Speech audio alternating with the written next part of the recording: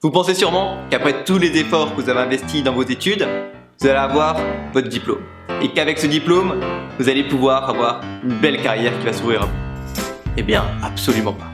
Alors, pour illustrer ça, on va parler de la seule compétence un peu humaine qu'on apprend généralement dans les écoles ou dans les universités. C'est le travail de groupe. Je suis sûr que tes profs, ils adorent te faire travailler en groupe. Sauf qu'on n'apprend pas à travailler en groupe. On apprend à se diviser le travail et à faire chacun son travail chez soi.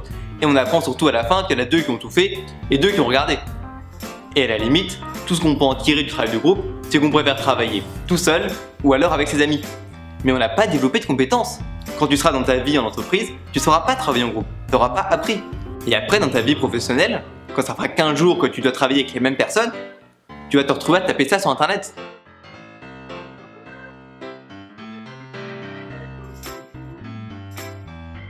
Parce que dans la vie d'entreprise, tu ne pourras plus envoyer un mail au prof pour lui dire que tu as fait tout le travail, que les autres n'ont rien fait, et que c'est pas juste, et qu'il faut qu'il rétablisse l'équilibre.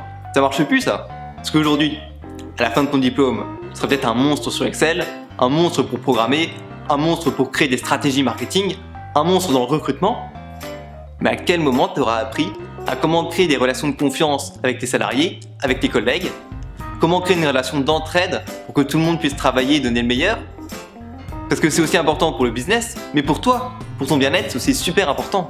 Parce que l'histoire des burn-out, des gens qui se suicident, des gens qui supportent plus leurs collègues, c'est pas un mythe, ça existe vraiment. Ce qui va vraiment faire la différence dans ta vie professionnelle, c'est pas qu'aujourd'hui tu es 17 de moyenne à la fin de l'année, ou 13. Ça, je t'assure que tout le monde s'en fout. Ce qui va faire la différence, c'est tes soft skills. Mais pas de panique. Je t'ai sélectionné 4 soft skills qui me semblent particulièrement intéressants pour toi si tu veux enfin apprendre à travailler avec les autres. Parce que sinon, l'école te l'apprendra pas. Alors la première compétence que tu pourrais apprendre à développer, c'est la communication non violente. Apprendre simplement à communiquer. Communiquer de manière pacifique. Pouvoir encore échanger des idées sans se crier dessus. Savoir se comprendre, savoir écouter l'autre. Parce que tu n'imagines pas le nombre de personnes dans les entreprises qui ne peuvent plus se voir, qui ne peuvent plus se parler, qui ne peuvent plus échanger, qui ne peuvent plus travailler. Et ça peut vraiment miner une ambiance complète au travail, mais aussi la productivité. La deuxième compétence qui serait géniale que tu développes, c'est le sens du collectif. Comprendre qu'il n'y a pas que ton intérêt qui compte, que tu vas travailler avec les autres et que vous devez créer une espèce de petite cellule collective où il y a de l'entraide, il y a de la confiance. Apprendre à accorder sa confiance. Apprendre à faire en sorte que les autres aient confiance en nous. Et enfin, la troisième compétence que j'adorerais que tu développes, c'est apprendre à gérer ton stress. Parce que le problème avec le stress, c'est que déjà ça va détruire ta santé, mais que surtout c'est que c'est contagieux. Une personne stressée dans un bureau, elle peut stresser toutes les personnes autour d'elle. Et un environnement où tout le monde est stressé, c'est comme une poudrière. À la moindre étincelle, ça explose. Et enfin, le Saint Graal, la quatrième vertu à développer, c'est l'empathie, la compréhension. Simplement la capacité à réussir à se mettre dans la peau des autres. Parce que si tu n'arrives pas à comprendre les autres, comment ils fonctionnent, tu ne peux pas travailler avec eux.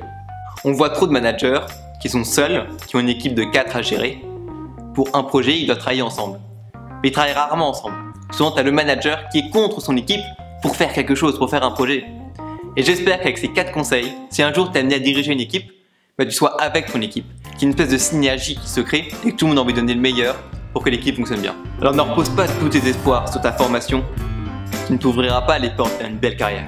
Il faut que tu ailles chercher par toi-même les compétences, les soft skills que les autres de ta promotion n'auront pas pour que tu sois spécial, pour que tu fasses la différence et pour que tu sois la personne avec qui les autres veuillent travailler.